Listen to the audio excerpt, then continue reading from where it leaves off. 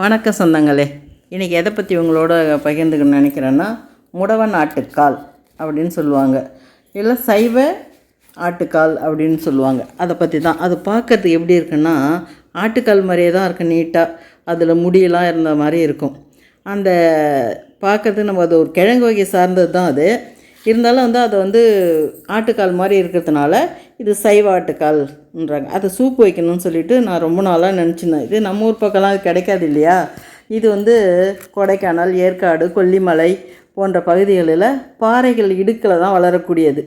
இது அங்கே நம்ம போய் வாங்கினோம்னா இதனுடைய விலை ரொம்ப மலிவாக இருக்கும். ஆனால் நம்ம ஊரில் இது கிடைக்காதனால சரி எங்கள் பையன்கிட்ட சொல்லி வச்சுருந்தேன், இது எங்கன்னா கிடச்சிதுன்னா எனக்கு வாங்கிட்டு கொடு தம்பின்னு சொல்லி வச்சுருந்தேன். அதே மாதிரி பனையூரில் ஒரு சூப்பர் மார்க்கெட்டில் போயிருக்கான். அப்போ அவங்க அந்த சூப்பர் மார்க்கெட்டு அடிக்கடி போவான். அதனால் அங்கே போயிட்டு பார்க்கல அங்கே இருந்துக்குது. எனக்கு ஃபோன் பண்ணி கேட்டேன், மம்மி இது மாதிரி விற்கிது, நான் வாங்கின்னு வரவா, கிலோ 200 ரூபான்னு சொன்னான். பரவாயில்லடா, ஒரு 1/2 கிலோ வாங்கினு வா, அதை எல்லா நோயும் போகும்னு சொல்கிறாங்களே, அதில் நம்மளும் சூப் வச்சு குடிப்போம், நீ வாங்கினு வான்னு சொன்னேன். சரினா 1/2 கிலோ வாங்கின்னு வந்தான். அந்த சூப்பை குடிக்கிறதுனால நம்ம உடலில் உள்ள 4000 நோய்கள் குணமடைதான். அந்த கால சித்தர்கள்லாம் இதை சொல்லி வச்சாங்களாம். நம்ம உடல் வலி, உடலில் உள்ள எலும்புகள், வயிறு சம்மந்தப்பட்டது, இதயம் சம்மந்தப்பட்டது, நாள்பட்ட நம்ம உடலில் எந்த நோயினா இருந்ததுன்னா அது நமக்கு தொல்லை கொடுத்துருந்ததுன்னா அதுக்கெல்லாம் இந்த சூப் வச்சு சாப்பிட்டோம்னா அது குணமாகுமா. அதனால் சரி அதை வாங்கிட்டு வந்தது. சரி உங்களுக்கும் அதை வீடியோவை போட்டால் நீங்களும் செஞ்சு பயன்பெறுவீங்கன்னு தான் உங்களுக்கு போடுறேன். அதை வாங்கிட்டு என்ன செஞ்சேன், நான் வாங்கிட்டு உடனே செய்யலை, அது என்னால் செய்ய முடியல. அதனால் என்ன செய்யுதுன்னு கடைக்காரங்கிட்ட கேட்டிருந்தான் என் பையன். அவங்க என்ன சொன்னாங்க, நீங்கள் வாங்கிட்டு வைக்கணும்னா பிரிட்ஜெல்லாம் வைக்காதீங்க, வெளியிலே வைங்க, கொஞ்சம் தண்ணி மட்டும் தெளித்து வைங்க, இல்லாட்டா ரொம்ப நாளைக்கு வைக்காதீங்க, ஒரு நாளைக்கு 2 நாளைக்கு வைக்கலாம் அப்படின்னு சொன்னாங்களாம். சரின்னு சொல்லிட்டு அதே மாதிரி நான் தண்ணி தெளித்து வச்சேன். எனக்கு டைம் இல்லாததுனால அதை செய்யலை. அதுக்கு டைம் கிடச்சோடனே அதை எடுத்து அருவாமனை வச்சு நல்லா சீவிட்டேன். நல்லா சீவி கழுவி எடுத்து சின்ன சின்ன துண்டுகளாக அரிஞ்சிக்கினேன். சின்ன துண்டுகளாக அரிஞ்சிட்டு சின்ன வெங்காயம் எடுத்துக்கிட்டு மிளகு, ஜீரகம், இஞ்சி, பூண்டு எல்லாத்தையும் முதல்ல வதக்கிக்கிட்டு அதை அப்படியே வதக்கி எடுத்து வச்சுட்டு அதுக்கப்புறமா ஒரு ஏனத்தில் எண்ணெய் ஊற்றி பட்டை, லவங்கம், அன்னாச்சிப்பூ, பிரிஞ்சி இலை எல்லாத்தையும் போட்டு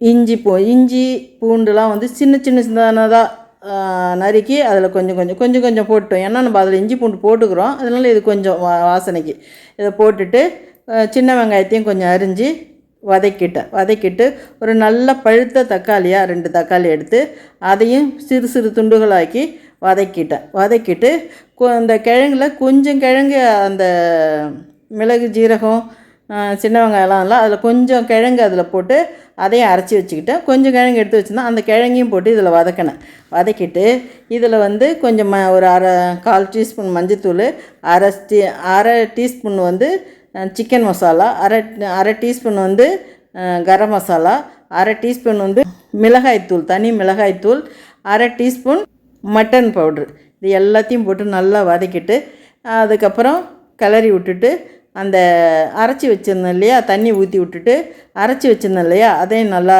குழச்சி அதில் ஊற்றி கொதிக்க வச்சேன். நல்லா கொதித்த உடனே இறக்க போகிற சமயத்தில் கொத்தமல்லி தழையை போட்டு இறக்கிட்டு குடித்தா ரொம்ப நல்லா இருந்தது. நான் கூட எப்படி இருக்குமோ, இதை பார்க்கறதுக்கு என்ன மாதிரி இருக்குது, எப்படி இருக்குமோன்னு நினச்சேன். ரொம்ப நல்லா இருந்தது. நான், என் பசங்க, என் கணவர், எங்கள் குட்டி பாப்பா எல்லோரும் சாப்பிட்டோம். நீங்களும் இதை உங்களுக்கு கிடச்சிதுன்னா வாங்கி கொடைக்கானல்லாம் ஒருத்தவங்க சொன்னாங்க, நான் போயிட்டு வந்தேன், அங்கே 70 ரூபா 80 ரூபா தான் வாங்கினதுன்னு சொன்னாங்க. ஆனால் அது நமக்கு கிடைக்கிறதில்ல. இதுக்காக நம்ம கொடைக்கானலுக்கு போகிறதும் இல்லை. இங்கே தான் சூப்பர் மார்க்கெட்டில் கிடச்சிதுன்னா நீங்கள் நாட்டு மருந்து கடைகளுக்குன்னு சொல்லி வச்சா வாங்கி தருவாங்களாம். நீங்களும் அதே மாதிரி நாட்டு மருந்து கடையிலையோ இல்லை சூப்பர் மார்க்கெட்லேயோ உங்களுக்கு கிடச்சிதுன்னா வாங்கி சாப்பிடுங்க. சாப்பிட்டு உங்கள் நோய் இல்லாமல் ஒரு வாழ்க்கையை வாழ.